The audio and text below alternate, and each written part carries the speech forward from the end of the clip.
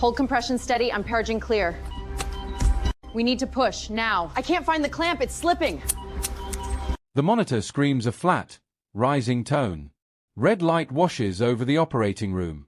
A resident stands frozen over an open chest, forceps shaking so hard they tap against the retractor like a second, panicked heartbeat. "Move," says a voice behind him. Calm. Flat. Almost bored. Nurse Talia Marsh steps forward before anyone can stop her. She takes the scalpel from his hand the way a mother takes a knife from a toddler quickly, without asking, without apology. "You're a nurse," the resident stammers. "You can't." He has 90 seconds before his heart stops for good. "Get me 2 units, wide open, right now." Her hand does not shake. It never shakes. And in 8 months at Metro Coastal General, nobody has ever seen her hold anything sharper than a suture needle. By morning, this single decision will get her fired, threatened with criminal charges, and marched toward the door by hospital security in front of the very staff she saved that night. By noon, it will unravel a secret the United States Navy sealed 3 years ago, and force the hospital's own CEO to look, for the first time, at a mistake he made a long time before he ever wore a suit to work. 6 hours earlier, none of this was supposed to happen at all.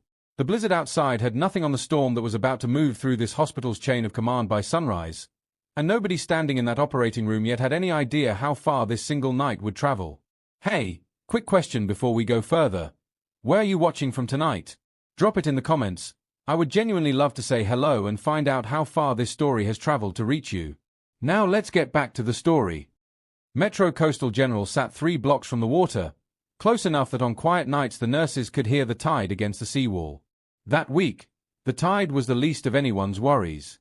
A hurricane named Odette had turned north instead of east, and the whole city had spent 4 days boarding windows and buying batteries and soup nobody actually wanted to eat.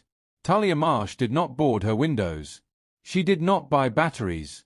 She showed up for her shift the way she showed up for every shift, 20 minutes early, hair pulled back into a short, tight knot of dark curls, badge clipped straight, coffee untouched in her locker because she never had time to drink it before the first patient rolled in.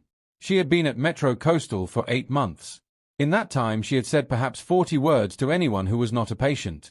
She restocked trays, she counted instruments twice, she memorized where every clamp and suture kit lived on every cart in every room, and she left the moment her shift ended, before anyone could ask her to stay for a drink or a slice of cake in the break room on somebody's birthday. "Do you ever smile, Marsh?" One of the younger nurses, a cheerful woman named Denise who had tried and failed for months to draw Talia into small talk, asked her once, not unkindly. "When there's something worth smiling about," Talia had answered, and went back to folding gauze into neat, identical squares, the kind of precision that made the other nurses joke that she could fold a fitted sheet in her sleep. Nobody at the hospital knew the truth sitting under that answer. 3 years earlier, Talia had worn a different uniform. She had held a scalpel in a tent with sand blowing through the seams, keeping soldiers alive with nothing but gloved hands, a headlamp, and whatever the last supply drop had managed to bring in. She had been good at it. She had been, by every measure the Navy kept on paper, one of the finest trauma surgeons to ever wear the uniform, the kind of surgeon other surgeons quietly asked to be paired with when the casualties were the worst kind. Then came a night in the Horn of Africa when mortar fire found the field hospital itself, and her husband a combat medic named Daniel who had proposed to her on a tarmac in Djibouti with a ring made from a twist of wire because that was all he had on hand that night was carried onto her own table. She had operated on him for 4 hours. She had done everything right, every step exactly as her training demanded. He died anyway, somewhere in hour 3, though her hands kept working for another hour because some part of her refused to let the rest of her accept it. She signed the papers surrendering her surgical license 2 months later. Not because the Navy asked her to. Because she asked herself to. A surgeon who freezes at the memory of her own table, she had decided in the quiet of a base housing unit that no longer felt like home, has no business standing at anyone else's. So she became a scrub nurse instead. Quiet. Useful. Small. It was a smaller life than the one she'd trained a decade for, but it was a life she trusted herself to live without hurting anyone else the way she had failed to save the one person she'd sworn to protect above all others. The one crack in that careful smallness was Dr. Eli Sandoval, the hospital's lead anesthesiologist, who had a habit of leaving a second coffee on her supply cart during long shifts without ever mentioning it, and who always seemed to appear at her elbow during the hardest cases, not to hover, just to be there, steady, in case she ever needed someone to be. He was tall, easygoing in a way that made nervous patients relax before the anesthesia even touched their veins, and possessed the rare gift of never once, in 8 months, asking Talia a question she didn't want to answer. That morning, though, his phone was open to the hospital's storm bulletin, and the frown on his face did not belong to a man simply worried about wind speed. "They're saying it might make landfall early," he told her, sliding the phone across the counter so she could see the radar spiral, red and churning, aimed almost directly at the coastline where the hospital stood. "Half the attending staff live across the bridge. If it comes in fast, they won't get here in time." Talia looked at the screen for a long moment, tracing the storm's path with her eyes the way she used to trace incision lines before a difficult operation. "Then whoever's already inside the building becomes the whole hospital," she said quietly, and went back to counting clamps, not yet knowing how true those words were about to become before the sun went down. There was a small ritual she kept from her old life without ever telling anyone why. Before every shift, in the seconds before she stepped onto the floor, she touched 2 fingers briefly to the chain hidden under her collar, to the plain wedding band that hung there instead of on her hand, and said nothing at all, because some prayers don't need words, only the touching. The other nurses had long since stopped inviting her to lunch, not out of unkindness but out of a quiet, collective understanding that Talia Marsh carried something private, and that whatever it was, it wasn't theirs to ask about. Denise still left a chair open beside her most mornings anyway, just in case. In the break room mirror one morning, before any of this began, she had caught herself practicing an ordinary smile, the way a person rehearses a phrase in a language they haven't spoken in years, testing whether the muscles still remembered the shape of it. They did, mostly. She simply hadn't found many reasons yet to use it. Her supervisor from her first week had once written, in a routine performance note nobody thought she would ever read, that Nurse Marsh followed instructions with unusual precision for someone with no formal surgical background, a comment that made Talia, alone in the break room, laugh quietly for the first time in longer than she could remember. By noon, the wind had teeth. Palm fronds cartwheeled across the ambulance bay and stuck against the automatic doors, setting them open and shut, until maintenance finally wedged them still with a folding chair. The hospital's generators were tested twice before lunch, a low mechanical growl rolling under the floor like something waking up. Dr. Grace Whitfield, chief of surgery, walked the trauma floor with a clipboard she didn't really need, checking names against a staffing chart that kept shrinking as calls came in. She was 58 years old, silver threaded through dark hair pinned under her cap, and she had steered this floor through 2 decades of disasters without ever once raising her voice. She wasn't planning to start today, but her jaw had a tightness to it that the newer nurses had learned to read like weather themselves. "Bennett's stuck on the other side of the bridge, and so is Osei," she told the charge nurse, crossing 2 more names off the list. "Chen's out with the flu. May as well be on the moon for all the good that does us. If this storm brings in what I think it's going to bring in, we are going to be thin on this floor tonight. Thinner than I'd like." Down the hall, 2 residents were doing the math on that thinness without needing to be told. Dr. Owen Bright, a 3rd year with steady hands and a solid record on the training floor, had never actually led a trauma case without an attending standing 2 feet behind him. Dr. Layla Osman, 6 months past her boards, kept glancing at the ambulance bay every time the doors rattled, as if she could somehow see the storm coming for her specifically. "You've done this in simulation 100 times, Bright said to her, more to convince himself than her. "Simulations don't bleed," Osman answered, and neither of them laughed, because it wasn't really a joke. Talia moved through the same hallway carrying trays of instruments to each operating room, checking and rechecking supply carts with the unhurried thoroughness of someone who had learned, long ago, that the difference between a patient living and dying sometimes came down to whether a clamp was where a surgeon's hand expected it to be. She had done this before storms, before mass casualty drills, before deployments that ended in silence instead of victory. Her body remembered the rhythm even when she tried very hard not to let her mind follow it. Eli found her outside OR4, holding a printout of the county's ambulance dispatch feed. "They're prepositioning units near the Marina Bridge," he said. "That ramp's been a problem in high wind before. If it goes, we're the closest trauma center by 15 minutes at least. Then we'll be ready 15 minutes before anyone asks us to be," Talia said, and there was something almost like warmth in the way she said it, a small opening in a wall that had stayed shut for 8 months. He studied her for a moment longer than the conversation required. "You're calmer than anyone else on this floor right now," he said. "Most people get louder when the sky looks like that. You get quieter." "Loud doesn't fix anything," she said. "Quiet lets you think." He didn't ask where she'd learned that, though the question sat behind his eyes for a beat too long to be nothing. Instead, he handed her one of the 2 coffees he was carrying, the way he always did, and said only, "Drink it before it's an emergency too," and walked off toward anesthesia storage, leaving her standing in the hallway with a small, unfamiliar warmth in her chest that had nothing to do with the coffee at all. By 4 in the afternoon, Hurricane Odette had jumped 2 categories overnight, its eye bending unexpectedly toward the coastline instead of curving safely out to sea, and the bridge connecting the hospital to the rest of the city was closed to all but emergency vehicles. Metro Coastal General, for the first time in its history, had become an island. Maintenance crews moved through the halls taping windows that were already supposed to be storm-rated, a redundancy nobody complained about given the sound the wind was starting to make against the glass. Somewhere on the second floor, a radio left on in an empty break room repeated the same evacuation advisory on a loop until someone finally switched it off. Talia found herself, for reasons she didn't examine too closely, checking the trauma bay's blood bank inventory twice, the way she used to check ammunition counts before a bad night in a country far from this one. Old habits, she had learned, don't disappear. They simply wait for a reason to be useful again. The city itself, visible in fragments through the reinforced windows, had already begun to empty. Storefronts along the coastal road were boarded in plywood painted with messages for the storm itself, half joking, half genuine, the way people often talk to disasters they cannot actually reason with. A grocery store 2 blocks away had sold out of batteries and bottled water by early afternoon, its parking lot a slow crawl of headlights inching toward higher ground.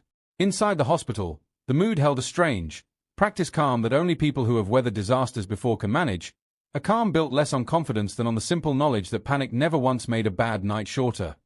3 floors up, in an office with a view of a parking structure now missing half its shingles, Richard Colton stood on a call with a hospital board, going over storm damage estimates in the clipped, efficient tone that had carried him through 3 decades of hospital administration without a single serious misstep on his record. He had built that record carefully.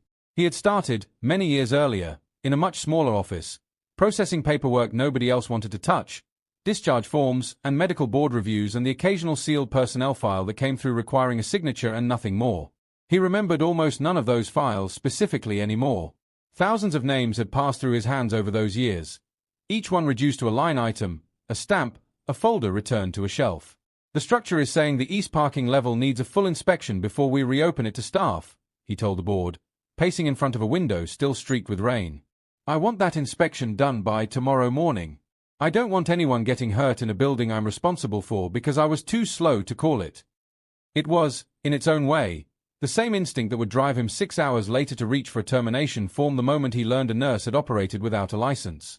Colton was not, whatever the residents whispered about him in the break room, a cruel man. He was a careful one, in a job that had taught him, over and over, that carelessness was the only sin the hospital could never afford to forgive. He ended the call, rubbed his eyes, and glanced once at a framed photograph on his desk of himself in a very different uniform, decades younger, standing outside an administrative building at a naval base he rarely thought about anymore. He had no way of knowing yet that the woman 2 floors below him, currently elbow-deep in a stranger's chest cavity, was about to walk that old photograph directly back into his life. Colton kept a small notebook in his desk drawer, decades old, its cover cracked at the spine, filled with the neat, cramped handwriting of a much younger man learning an unfamiliar job. He hadn't opened it in years. He wouldn't open it that day either, not yet, though something about the storm outside made him think of it for the first time in a long while. His assistant knocked twice to remind him the board call was ending in 5 minutes, and he closed the blinds against the rain, already turning his attention back to numbers and liability reports, unaware that the notebook's contents were about to become relevant again in a way he could never have predicted that morning. Years earlier, in that same small administrative office, a younger Richard Colton had once asked his supervisor, half joking, whether anyone ever came back to reclaim a surrendered license once the paperwork was filed. His supervisor had laughed and told him that people rarely did, that walking away from a scalpel was, for most surgeons who reached that point, a one-way decision. Colton had believed that, mostly because he had no reason yet to doubt it. He hadn't thought about that conversation in years. It would come back to him, unbidden and uncomfortably clear, the moment he read a name on a folder 6 hours from now that he did not yet know he would recognize. The call came in at 6:11 in the evening, and every trauma floor in the state trains for a version of exactly this moment. A section of the elevated marina ramp, weakened by flooding and battered by gusts recorded near 90 miles an hour, folded in on itself like wet cardboard, taking 6 vehicles down with it in a chain reaction that spread across 2 more lanes before the wreckage finally stopped moving. 23 casualties inbound, dispatch said, with more still being pulled from the water below the ramp by whatever emergency crews could still safely reach the site. Every ambulance in the county was converging on the one hospital that hadn't lost power, and that hospital had, at that exact moment, exactly one fully available attending surgeon. Dr. Whitfield met the first wave at the ambulance bay doors, already gloved, already moving. "Bright, Osman, with me," she called over the wind, still shrieking through the bay's broken seal. "I'll take the worst one myself. You two split whatever comes in behind it. If someone's dying and you don't know what to do next, you call for help. You do not guess. Do you understand me?" They nodded, the kind of nod people give when they've heard an instruction perfectly and have no idea whether their bodies will actually obey it once the moment arrives in full color and full sound. Whitfield disappeared into OR1 behind a gurney carrying a man with a torn aorta, pale as paper, his blood pressure already a number nobody wanted to say out loud. Talia stood at the supply cart outside OR2, trays prepped, gauze counted twice out of old habit, and watched the ER doors burst open again and again, each time bringing in a name, a number, a wound she catalogued in the half-second before the next gurney arrived. A woman clutching a broken wrist and screaming for her son, who was somewhere still in the water. A teenager with a laceration across his scalp, calm in the particular way people go calm when shock hasn't caught up to their bodies yet. And then, louder than the rest, two paramedics wheeling in a man clutching his own ribs, blood soaking through a shirt that had once been white. Gary Walsh, 51, struck by debris off the collapsed ramp, possible internal bleeding, pressures dropping fast. One of the paramedics shouted, and Dr. Bright's face went the same color as the man's ruined shirt. Eli caught Talia's eye across the hallway for half a second, the same small check-in he always gave her before a hard case, one that asked nothing and meant everything. She gave him the smallest nod back, the kind two people share when words would only slow things down. Then the doors of OR2 swung shut behind Gary Walsh's gurney, and the quietest person in the building stepped into the loudest night of her life. Somewhere in the chaos, a young father clutched his daughter's hand through a gap in the curtain separating two gurneys, refusing to let go even when a nurse gently asked him to step back so they could work. Nobody had time to comfort him properly. Somebody would, later, once the worst of it had passed. Bright caught Talia's eye once across the crowded hallway, a flicker of pure, unguarded fear crossing his face before he forced it back down. She didn't have time to reassure him with words. She simply held his gaze for half a second longer than necessary, the way a person does when they want another person to know they are not, in fact, alone in this. A firefighter, soaked through and limping slightly himself, paused at the ambulance bay doors just long enough to tell a passing nurse that the marina ramp had gone down without warning, that one moment there had been a road and the next there had been only water and headlights sinking beneath it. He didn't stay to hear a response. There were still people below the surface who needed him more. Somewhere in the middle of the noise, a radio dispatcher's voice cut through, flat and professional despite the chaos underneath it, reading out a new casualty count that climbed with each transmission, 23, then 26, then a pause nobody on the floor liked the sound of. Down in the ambulance bay, paramedics kept arriving faster than gurneys could be cleared, calling out numbers and names to anyone close enough to write them down, the whole scene lit in flashes of red and white against sheets of driving rain. One paramedic, soaked to the skin and moving on pure adrenaline, paused just long enough to grab a bottle of water off a supply cart before disappearing back out into the rain to help pull the next stretcher from an ambulance idling half onto the curb. Inside OR2, Gary Walsh's blood pressure was falling by the second, the monitor's tone climbing into a register that made even seasoned nurses flinch. Dr. Bright had the abdomen open that much he had managed, hands trembling but functional, and now stood staring into a cavity filling faster with blood than the suction could clear, his mind trained on textbooks and simulations, simply refusing to produce the next instruction. "Talk to me," the anesthesiologist on duty said sharply. "Pressure's 60/30 and still falling." Bright said nothing. His hand hovered an inch above the wound and did not move any closer, caught in the particular kind of paralysis no simulation can ever fully prepare a person for, because a mannequin never bleeds like a person does, and it never looks up at you the way a real patient's monitor does when a real heart is running out of time. Talia had seen this exact freeze before, more times than she could count, intense where the stakes were identical and the walls were made of canvas instead of drywall. She did not decide to step in so much as her body simply remembered what stepping in felt like, the way a hand remembers a familiar door handle in the dark. She crossed the room, took the scalpel from Bright's shaking fingers before he even registered the movement, and said the words that would end her career and begin it again in the very same breath. "If I don't clamp this in the next 30 seconds, he bleeds out on this table. Suction here. 2 units, wide open, now." There was a wound low in the abdomen, a torn splenic artery pumping in dark, insistent pulses, and something about the angle of it, the particular geography of torn steel and torn flesh, struck a place in her memory she had spent 3 years trying to seal shut. It was almost the same wound. Not identical, never identical, but close enough that her hands moved before her mind allowed itself to feel anything about it at all. Her fingers found the vessel in seconds. The clamp closed. The wild red tide slowed to a controlled trickle, then stopped entirely. The monitor's frantic rhythm steadied into something almost boring by comparison, and somewhere in the room someone exhaled a breath they hadn't realized they were holding. 20 Vicryl, she told Bright, pressing the needle driver into his hand and guiding it once, gently, until his fingers remembered their own training underneath the fear. Close in layers. You already know how to do this. You just need the bleeding to stop first so your hands can catch up to what you learned. He looked at her the way a person looks at someone who has just quietly rearranged the laws of physics directly in front of them. Who taught you that? He asked, voice still shaking slightly from the adrenaline. She didn't answer. An intercom crackled from down the hall, OR3 calling for anyone available, a chest tube gone wrong, a heart that had stopped beating in the worst possible way, and Talia Marsh was already moving before the call even finished, stripping one pair of gloves and reaching for the next, the storm outside forgotten in favor of the storm now happening inside the building itself. Somewhere behind her, she was aware of Eli's voice calling out vitals in the same steady rhythm he always used, a rhythm that had become, without either of them ever naming it, something she measured her own breathing against during the hardest moments of a case. When it was over, when Gary Walsh's vitals finally settled into something a monitor could display without alarm, Talia allowed herself exactly 3 seconds of stillness before stripping her gloves and moving toward the door, because 3 seconds was all the night was going to give her. Later, replaying the case in her mind the way she always did after a hard one, Talia would recognize the exact half-second when her training took over completely from her grief, the way a swimmer stops fighting a current and simply lets it carry her in the direction she needed to go all along. Bright would tell people afterward that the strangest part of that night wasn't watching a nurse take his scalpel.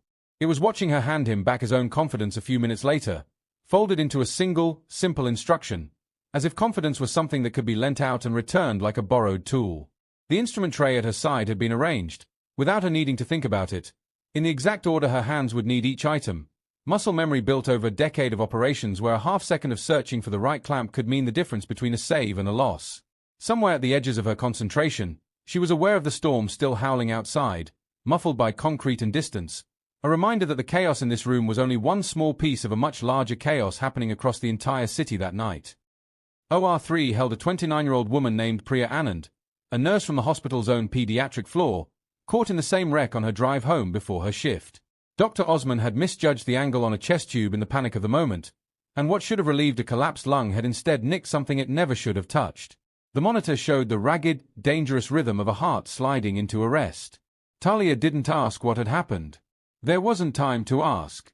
She made the incision along the fifth intercostal space with a precision that belonged in a teaching hospital's finest lecture hall, corrected the tube's path in under a minute, and had 2 hands wrapped around a heart that had stopped, coaxing it back into rhythm with a count she murmured under her breath, half instruction, half something closer to a prayer. "Come on," she said quietly, not loud enough for anyone but herself and, perhaps, whatever version of Daniel still lived somewhere behind her eyes in moments exactly like this one. Not this one. Not tonight. The heart caught. The monitor beeped, ragged, then steady, then almost calm. Osman exhaled so hard it sounded like a sob, and for a moment she simply stood there, gloved hands hanging at her sides, staring at the woman she had nearly lost. "She's a nurse here," Osman said quietly, once the room had settled. "Priya. She works on the 4th floor. Everyone knows her." "Then everyone will be glad she's still on it tomorrow," Talia said, already moving toward the door, because tomorrow was still 6 operating rooms away. The intercom found her twice more before midnight. A 12-year-old boy named Marcus Doyle, pulled from a car that had gone into the water below the ramp, his small lung collapsed and his oxygen dropping in a way that made the pediatric attending's voice crack over the radio from the other side of the closed bridge. Talking Talia through a needle decompression she performed with a steadiness that made the boy's mother, watching from the hallway window, press both hands over her mouth in something between terror and disbelief. Then came an 81-year-old woman named Ruth Calloway, no relation to anyone in the building despite the coincidence in her name, whose pelvis had shattered against her own steering wheel and whose internal bleeding no resident had been trained to locate fast enough on their own. Talia found the source in under 2 minutes, working by feel as much as by sight, the way she had learned to work in tents where the lighting was never quite good enough and the stakes were never anything less than everything. Each time, she arrived, corrected, taught in short, clipped phrases that stuck because there was no room in them for anything but the truth, and left before anyone could properly thank her, because the next emergency was already calling her name down a different hallway. By the time midnight came and went, 5 names sat stabilized in the intensive care unit that should, by every ordinary measure of that night's chaos, have ended up somewhere far worse. Every one of them was breathing because a woman with no surgical license on file had refused, again and again, to let them go. Marcus Doyle's mother would later tell anyone who asked that she had never in her life seen a stranger's hands move with such certainty, and that she had spent the rest of that night simply repeating a nurse's name to herself like a small, private charm, not even knowing yet what that name would come to mean to the entire hospital by morning. Ruth Calloway, 81 years old and sharp as a tack, even sedated, would wake the next day and ask, before anything else, for the name of the surgeon who had saved her life, and would be told, to her visible delight, that the surgeon in question didn't officially exist on paper yet. In OR4, a 4th patient nobody outside that room would hear about until much later. A teenage boy with a fractured wrist and a minor concussion sat quietly terrified until a passing nurse, not Talia this time but one of her calm, learned that night, spoke to him gently enough that his shaking finally stopped before the doctor even arrived to set the bone. It was a small save compared to the others. Nobody wrote it in any official report. But small saves, Talia had learned long ago in a much harsher place than this one, add up to the same total as the large ones by morning. Between the boy and the grandmother, there was barely enough time to change gloves, let alone catch a full breath. Talia moved through the hallway the way she once moved through a triage tent, prioritizing not by who called loudest but by who had the least time left before the choice was made for her. A junior nurse trailing behind her that night would later say the strangest part wasn't watching her operate. It was watching her walk calmly toward the next emergency immediately afterward, as if the last one had already been filed away somewhere it couldn't follow her. By the time the sun was due to rise, though nobody could yet see it past the clouds, 5 separate families across the city were being told, in 5 separate hospital hallways, that their person was going to make it. 5 conversations that would never have happened in quite the same hopeful tone without one nurse's quiet refusal to stand still. Somewhere near 2 in the morning, the hospital's rhythm changed from crisis to something closer to exhausted vigilance. The worst of the incoming wounded had been triaged, treated, or transferred to whatever room still had a bed. The wind outside had not eased, but the human chaos inside finally had a shape to it, ragged and thin, but a shape. Dr. Sandoval noticed things over the course of that long night that a less observant man might have missed entirely, because his job put him at the head of every table Talia touched, closer to her hands than anyone else in the building. He noticed the way she called for instruments using terms more common in field medicine than civilian surgery, words that belonged to combat trauma protocols rather than hospital textbooks. He noticed how she packed a deep wound with a folding technique he'd only ever read about once, in a journal article discussing battlefield medicine under fire. He noticed, most of all, that her hands never once shook, not even when everyone else's did, not even at 2 in the morning when exhaustion should have made even the steadiest surgeon's fingers tremble. He said nothing about any of it out loud.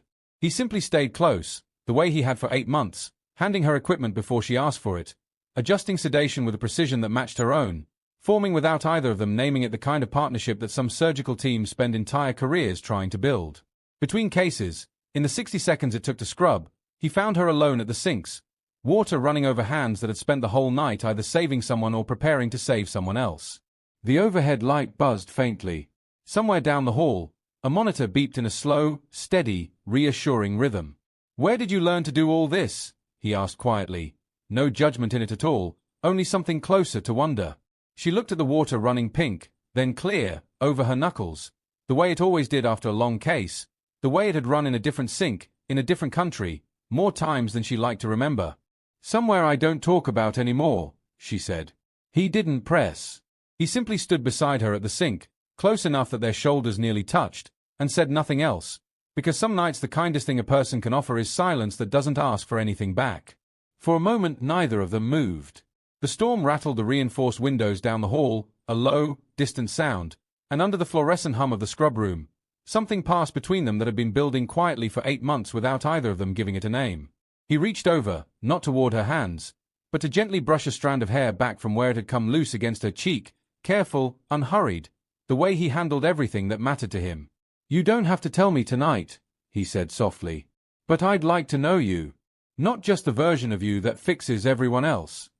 For the first time since she'd arrived at Metro Coastal, Talia let herself simply stand there and be looked at, without flinching, without turning the moment into a task to complete. "Maybe when the storm's over," she said, quiet, and it wasn't a refusal. It was the first promise she had allowed herself to make in 3 years. It was, they would both realize much later, The closest thing to a private moment either of them would get before the sun came up and everything about her carefully small life changed for good. The intercom crackled once more before dawn, calling for hands in a recovery room where a patient's fever had spiked unexpectedly, and Talia was moving again before the call even finished, leaving Eli standing at the sink with the ghost of her nearness still warm against his side. Somewhere past 3 in the morning, in the brief window between cases, Talia caught her own reflection in a darkened window and, for just a moment, didn't recognize the steadiness looking back at her. It had been a long time since she'd seen herself look like this, like someone still capable of being trusted with a scalpel. Eli noticed that too, though he never said it directly. He simply watched her reflection alongside his own for a moment before the intercom called them both back to work, filing the image away the way a person files away something they hope, quietly, to see again. In a quieter corner of the floor, Dr. Osmond finally allowed herself 30 seconds to cry in a supply closet, not from failure but from the particular exhaustion of having held herself together for 6 straight hours without a single break. She wiped her face, breathed twice, and went back out, because the night wasn't finished with any of them yet. Talia found her there afterward, said nothing about the tears, and simply handed her a fresh pair of gloves, the kind of gesture that meant more to Osmond in that moment than any speech about strength ever could have. Somewhere near 4 in the morning, Eli quietly rearranged his own schedule so he would still be the one at the head of Talia's table for whatever came next, a small, deliberate choice neither of them discussed but both of them noticed. In the brief lull before dawn, standing alone for the first time in hours at the end of a darkened hallway, Talia let herself remember, the way she rarely allowed herself to anymore, because remembering on purpose felt different from being ambushed by it, and this time she chose it. 3 years earlier, the field hospital had been little more than reinforced tents and shipping containers arranged in a rough square outside a coastal town in the Horn of Africa, close enough to the water that the air always tasted faintly of salt, not unlike the air outside Metro Coastal General tonight. She had been Lieutenant Commander Talia Marsh then, chief trauma surgeon for a forward unit that had, by that point in the deployment, seen more casualties in 4 months than most surgeons see across an entire career. Daniel had been a combat medic attached to the same unit, quick with a joke even in the worst moments, the kind of person who could kneel beside a screaming, bleeding stranger and somehow make them laugh once before the pain medication took hold. He had proposed to her on a cracked stretch of tarmac under a sky full of more stars than either of them had ever seen back home, sliding a ring made from a twist of copper wire onto her finger because the only jewelry within 500 miles belonged to nobody, and he had refused to wait even one more deployment to ask. The mortar strike came on an ordinary Tuesday, without warning, the way the worst nights always seemed to arrive dressed as ordinary ones. It found the field hospital supply corridor directly, and in the chaos that followed, Daniel was carried onto her own operating table by 2 medics who did not yet understand, in the frantic dark, exactly whose hands would be the ones trying to save him. She had operated for 4 hours. She remembered every second of it with a clarity that never faded no matter how many years passed, the particular resistance of tissue under her scalpel, the specific rhythm of his heartbeat on the monitor slowing by degrees no matter what she tried, the moment her training and her love for him separated into 2 different things fighting for control of the same pair of hands. She had done everything correctly. Every step, every decision, matched exactly what the finest trauma surgeon in that unit herself would have done for any other patient on that table. He died anyway, somewhere in the 3rd hour, though her hands kept working for a 4th hour after that, because some part of her simply refused to stop moving them, as if motion alone could hold off what had already happened. In the weeks that followed, Talia performed 12 more successful operations without a single visible flaw in her technique.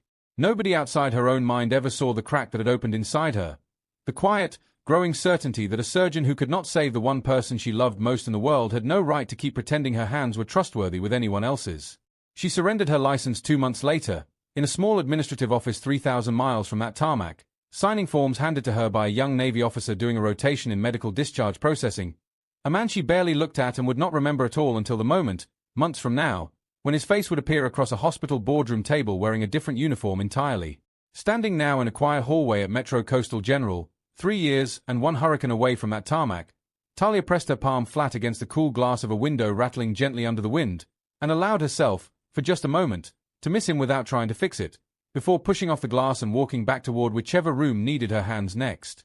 She remembered, too, the small things that grief never bothers to erase along with the big ones, the particular way Daniel hummed off key while restocking supply kits, the terrible jokes he told nervous patients before a procedure, the way he always said her name twice when he wanted her full attention, once to get it, once because he liked saying it.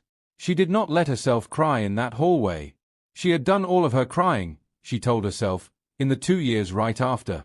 What was left now was quieter than grief, something closer to gratitude for having had him at all, even for the short time she did. She thought, too, of the letter she had written Daniel's parents afterward, the hardest letter she had ever composed, in which she had told them only that their son had been loved completely and had never once, in 4 years of service together, complained about the weight of the work, only about the coffee, which he always said tasted like it had been brewed out of spite. Dawn came grey and wrung out, the storm finally weakening as it pushed inland, leaving behind flooded streets and a hospital full of survivors nobody had expected in quite these numbers. Dr. Whitfield walked the trauma board at 5 in the morning, bracing herself for losses. She found 5 names instead, 5 green checkmarks, 5 patients stable in the intensive care unit rather than in the hospital morgue. For a full minute she simply stood there, reading the operative notes attached to each chart, because something about the technique described in them did not match either resident who had been on duty. Bright didn't do this closure, she said aloud, tracing a line of careful, confident stitching in the notes with one finger.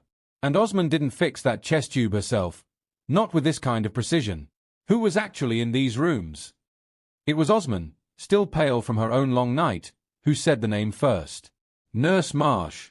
She just took over. Every time. She saved all of them. Dr. Whitfield. Every single one. Whitfield found Talia at the scrub sink, washing the last traces of the night off her hands, and asked her plainly what had happened. Talia didn't dress it up, and she didn't apologize for it either. Your residents froze. Patients were dying in front of them. I know how to stop that from happening. So I did. You performed 4 unauthorized surgical procedures without a license, Whitfield said, not unkindly, but as a fact that could not be unsaid once spoken aloud, the kind of fact that has a way of climbing upward through a hospital's chain of command whether anyone in that hallway wants it to or not. By 6:15, CEO Richard Colton was standing in that same hallway, still in the grey suit he'd worn to an overnight board call about storm damage, flanked by hospital counsel and wearing the expression of a man who had spent 30 years building a career around never letting liability walk in through the front door of any building he was responsible for. She operated on patients with no license, no malpractice coverage, and no legal authority to touch a scalpel anywhere in this building, Colton said, loud enough for the whole trauma floor to hear him clearly. I don't care how it turned out this time. Security, escort her out of the building. Legal, I want a full picture of our exposure by 9 o'clock this morning. Sir, 5 people are alive right now because of her, Osmond said, stepping forward before she could stop herself. 5 people surviving does not make what happened here legal, Colton snapped back. It makes it a lawsuit we happen to get lucky on, and luck is not a policy I am willing to run this hospital on.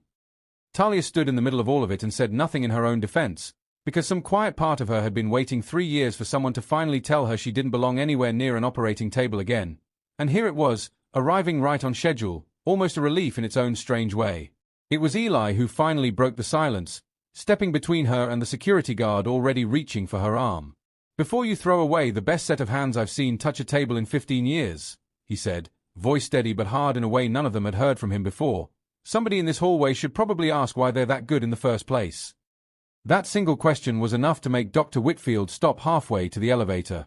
She turned back toward Talia's personnel file, still open on the nurse's station computer, and noticed for the first time the gap sitting quietly inside it for 5 years, blacked out entirely, marked only with a single administrative line, record sealed, Department of Defense authorization required for release. Someone had already called Priya Anand's family by then, and a woman in scrubs from the pediatric floor stood crying quietly by the nurse's station, thanking anyone who would listen for the surgeon nobody could yet officially name. Talia listened to all of it without defending herself further, because she had learned a long time ago that the people determined to see a rule breaker would see one no matter what the outcome had been, and the people determined to see the truth would find it eventually, with or without her help. A junior nurse who had watched the whole exchange from behind the station counter would later describe the CEO's expression in that moment as a man realizing, all at once, that the story he had walked in believing was not the story actually sitting in front of him. Whitfield, for her part, said nothing further in that moment. She simply reached for the phone on the nurse's station desk and began dialing the number for the Navy Records office, because some situations call for evidence rather than argument. Colton's phone buzzed twice during the confrontation with messages from the board asking for an update on storm damage figures, and for the first time in longer than he could remember, he silenced it without looking, because whatever was happening in this hallway suddenly mattered more than any number on any spreadsheet. Legal counsel, standing slightly behind him through the whole exchange, had already begun drafting language for a press statement about unauthorized medical practice, language that would never see daylight once the folder on the desk changed everything that morning. A security guard who had been halfway through reaching for Talia's arm lowered his hand slowly, uncertain now what exactly he was supposed to be doing in a hallway that had gone, in the space of a single sentence, from a routine termination to something far larger than his job description covered. Dr. Whitfield made the call from her own office, cutting through 3 layers of hospital bureaucracy and one very confused overnight operator before she finally reached a Navy Records liaison willing to authorize an emergency release given the circumstances. It took 40 minutes. It felt, to everyone waiting anxiously on the trauma floor, like 40 years. Richard Colton was still mid-sentence, pen hovering over a termination form with Talia's name typed neatly across the top, when Whitfield walked back onto the floor holding a folder that had, until that very morning, existed only as a sealed line inside a database nobody at Metro Coastal had ever been authorized to open. "You should read this before you sign anything else," Whitfield said, and set the folder down on the desk directly in front of him. Colton opened it expecting some kind of formality. What he found instead was a full-service record belonging to Lieutenant Commander Talia Marsh, United States Navy, top of her class at a surgical residency the Navy had personally funded, deployed twice to forward field hospitals in active combat zones, credited with over 200 combat trauma operations and a survival rate that had made her something close to a quiet legend among the medics who had served alongside her over the years. There was a citation for valor tucked near the back. There was a photograph of her in uniform, younger, harder around the eyes, standing beside a man in the same uniform whose name appeared 3 more times in the file after that photograph, each time in a more clinical, more final context than the last. Lieutenant Daniel Marsh, combat medic, killed in action during a mortar strike on a forward field hospital. Time of death recorded, in the file's cold administrative language, by the attending surgeon on duty, his own wife, who had operated on him for 4 hours before losing him, and who had voluntarily surrendered her surgical license 8 weeks later, citing personal reasons the file did not elaborate on, because even the military lets a person keep certain things private. The room had gone completely silent except for the wind still dying down outside the windows. Colton read the name Daniel Marsh a second time, and something shifted behind his eyes, some old, half-buried memory surfacing against his will. "I processed this," he said quietly, almost to himself, staring at a signature line near the bottom of one page. 3 years ago. Before I ever came to this hospital, I did a rotation handling Navy medical discharge paperwork. I remember this file specifically. I remember thinking that someone with these numbers should never have been allowed to walk away this easily. I signed off on it anyway, because it wasn't my place to argue with the surgeon's own decision about her own hands." He looked up at Talia, standing quietly by the window with the same unreadable calm she'd worn all night, and for the first time since she had arrived at Metro Coastal, something in his face wasn't cold at all. It was closer to recognition, and underneath that recognition, something that looked uncomfortably close to guilt. "I didn't step in last night to prove anything," Talia said finally, answering a question nobody had quite asked out loud. Gary Walsh had almost the exact same wound Daniel did. "I looked at that opening and for 1 second I saw my husband's chest instead of a stranger's. I couldn't save Daniel. I could save him. So I did, and I would do it again tonight without a second's hesitation." Nobody in the room spoke for a long moment after that admission settled over them. Dr. Bennett, the hospital's senior cardiac surgeon, had finally made it across the reopened bridge in time to catch the tail end of the conversation, and he stood quietly in the doorway, listening, his expression shifting slowly from confusion to something closer to awe as the pieces of the night's events fell into place around him. Outside, the last of Hurricane Odette's wind rattled softly against the windows, already losing its strength against a morning it could no longer touch, as if even the storm itself understood that the real reckoning that day belonged entirely to the people standing in that room. Dr. Bennett, still standing in the doorway, finally spoke, his voice quieter than anyone expected from a man known for his booming confidence in the operating room. "I've worked with combat surgeons before, during my own residency rotation overseas," he said. "I've never seen numbers like these. Not once." Colton closed the folder gently, as if it might bruise, and for a long moment simply held it against his chest the way a person holds something they suddenly understand they very nearly threw away. Somewhere in the additional pages of the file, a commanding officer's handwritten note, added years earlier and clearly never meant for anyone outside the Navy to read, described Lieutenant Commander Marsh in 4 blunt words: "The best we had." Colton read that line twice before closing the folder, and something about those 4 words, plain and unpolished, did more to change his mind in that moment than any argument Whitfield or Sandoval had made all morning. The liaison on the phone, reading portions of the file aloud to Whitfield before the physical release came through, had paused once, audibly, before continuing, The kind of pause that told her even a stranger hundreds of miles away understood exactly what she was about to hand over. "We don't unseal these lightly," the liaison said. "But given what you've described happened last night, I think Commander Marsh would want the truth known, if it means those residents get to keep their careers intact." Whitfield, watching Colton absorb all of it, thought privately that she had never in 20 years seen a hospital administrator look quite so much like a man reconsidering every assumption he had built a career on, all at once, in a single hallway.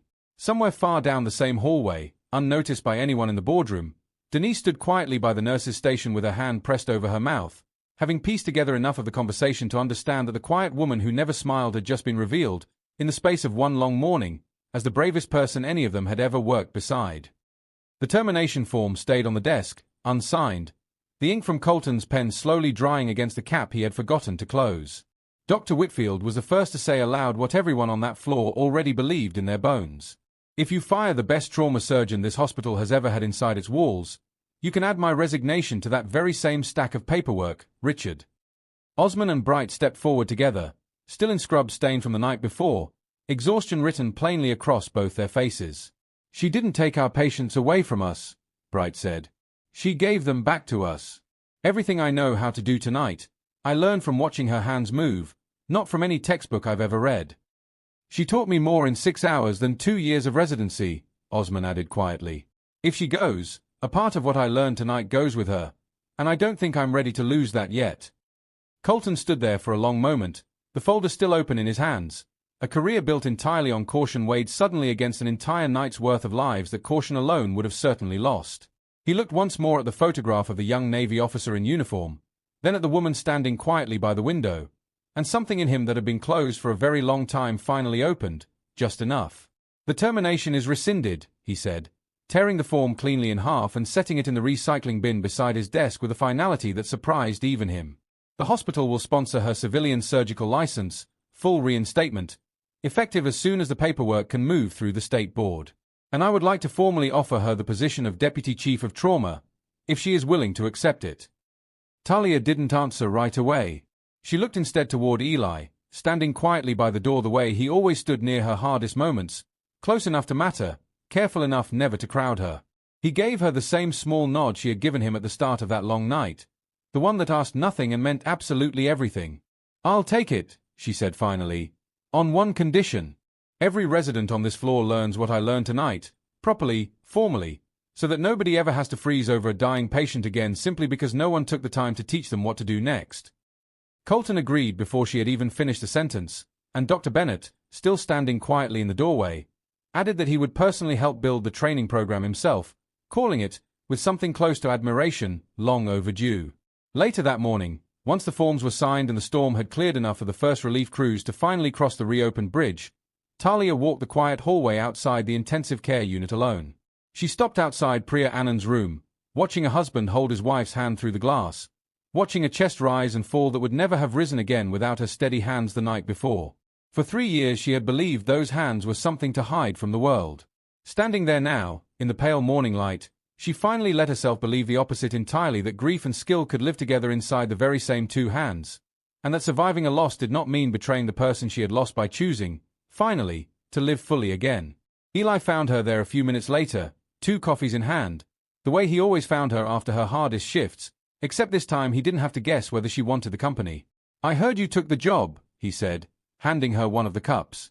"I heard you stood up to a hospital CEO for me," she said, and there was the smallest suggestion of a real smile at the corner of her mouth, the kind Denise from the nurse's station would later swear on her own life she witnessed with her own 2 eyes. "Somebody had to," he said simply, and this time, for the first time in 8 months, she let her shoulder rest fully against his. No hurry to pull away, both of them quiet together in a hallway that finally, after one very long night, felt like it belonged to something more than just survival. If there is a lesson worth carrying out of a night like that one, it might be this: the quietest person in any room is sometimes carrying the loudest kind of courage inside them, and the past someone chooses to hide isn't always something to be ashamed of. Sometimes it's the very thing waiting patiently to save everyone else's future, the moment someone finally lets it back into the light. Subscribe to see how this unfolds, and drop a comment telling me where you're watching from tonight. I would love to say hello to you personally, just to know how far our story has traveled by the time you're reading this. Denise, who had spent 8 months trying and failing to get more than a polite word out of Talia Marsh, Found her at the end of that long shift and simply hugged her without asking permission first, and for once, Talia let her. Word of the night spread through the hospital in the particular way stories do among people who have all survived something together, quietly at first, then everywhere, until by the following week, new residents were asking to be assigned to whichever rotation Talia happened to be supervising. Within a week, a version of the story had already reached the local news, stripped of names at the hospital's request, describing simply a mass casualty night, a hidden hero, and a hospital wise enough to change its mind before it was too late. Talia declined every interview request that followed. Some stories, she told Eli, are better lived than explained. Dr. Bennett, once he caught up fully on everything he'd missed crossing the bridge, made a point of personally thanking every resident on duty that night, telling them plainly that surviving a night like that one, frozen moments included, was nothing to be ashamed of, only something to learn from. Metro Coastal's board, briefed the following week on everything that had happened, voted unanimously to fund the training program Talia had asked for, and one member, a retired judge with no medical background at all, remarked afterward that it was the fastest, least contentious vote he'd witnessed in 9 years serving on that board. Somewhere in the weeks that followed, a plaque was ordered for the trauma floor, though nobody could quite agree yet on the exact wording, only that it needed to mention courage without ever using the word bravery, because Talia had made it clear, gently but firmly, that she didn't consider what she'd done particularly brave. She'd simply called it necessary. Talia's new badge, when it finally arrived from the printing office 2 weeks later, read simply Deputy Chief of Trauma beneath her name. No mention anywhere on it of the year she had spent trying to disappear, which was, she decided, exactly how she wanted it. 6 months after Hurricane Odette, Metro Coastal General looked, on the surface, almost exactly the way it always had. The parking structure had been repaired. The marina ramp had been rebuilt higher and stronger than before. The only visible difference, to anyone walking in off the street, was a new plaque near the trauma floor elevators reading Combat Trauma Response Training Program, established in memory of those who served twice.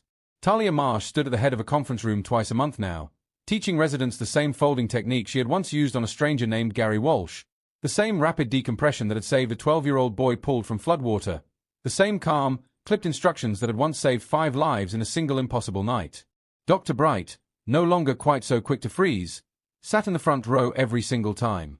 Dr. Osman had started keeping her own notebook of Talia's phrases, dog-eared and heavily underlined. Dr. Grace Whitfield had personally sponsored Talia's full civilian licensing, a process that moved through the state medical board faster than anyone had expected, helped along, quietly, by a letter of recommendation Richard Colton had written himself and never mentioned to anyone. Colton had changed too. In smaller ways most people wouldn't notice unless they'd known him before. He asked more questions before signing anything. He kept, on the corner of his desk beside the old naval photograph, a second frame now, a printed copy of Talia's operative notes from that first impossible night, a reminder, he told Whitfield once, of exactly what caution is supposed to protect, and exactly what it can cost when it forgets to make room for courage. Eli still brought 2 coffees to every long shift. He no longer had to guess which cart to leave the second one on, because more mornings than not, he found her already waiting for him, and some mornings, though neither of them ever announced it to the rest of the floor, he found her in his own kitchen instead, in scrubs from the night before, learning together, slowly and patiently, how to make the strong, bitter coffee she had grown used to drinking somewhere with sand blowing through the seams of a tent. She still wore Daniel's ring on a chain beneath her collar. She always would. Grief, she had learned, was not something a person cured or graduated from. It was something a person learned to carry alongside everything else life still had waiting for them. One hand free for the past, one hand free for whatever came next. On the anniversary of the storm, Talia stood once more outside the window of the intensive care unit, watching new families hold new hands through the glass, and let herself feel, without flinching, both halves of what she carried. The woman who had lost everything in a tent by the sea, and the woman standing here now, badge-reading Deputy Chief of Trauma, hand steady, heart finally, quietly, whole enough to keep going. Sometimes, on quieter nights, new residents would ask her, carefully, delicately, whether she ever wished none of it had happened, whether some part of her resented the storm that had forced her hand back onto a scalpel after 3 years of hiding from it. She never answered that question the same way twice, because the honest answer changed a little every year, the way honest answers about grief tend to do. What she told them instead, every single time, was simpler than any of them expected. "The worst night of my life already happened," she would say. "Everything after that is just what I choose to do with the hands I still have." Priya Anand, fully recovered, returned to her post on the pediatric floor 2 months after the storm and made it a quiet habit to stop by the trauma floor once a week, just to say hello to the woman who had once held her heart steady with her own 2 hands. Gary Walsh sent a card that Christmas, addressed simply to the surgeon who saved my life, since he still didn't officially know her name from the papers. The nurses' station kept it pinned to the board for the rest of the year. Every year on the anniversary of the storm, the training room played host to a small, unofficial gathering, no speeches, just coffee and quiet conversation among the people who had lived through that night together. A tradition nobody had planned, but everybody kept showing up for anyway. If you have made it this far into her story, thank you for staying with her through the storm. Subscribe to catch the next one, and tell me in the comments where in the world you're watching from tonight. I read every single one, and I would love, more than you know, to say hello.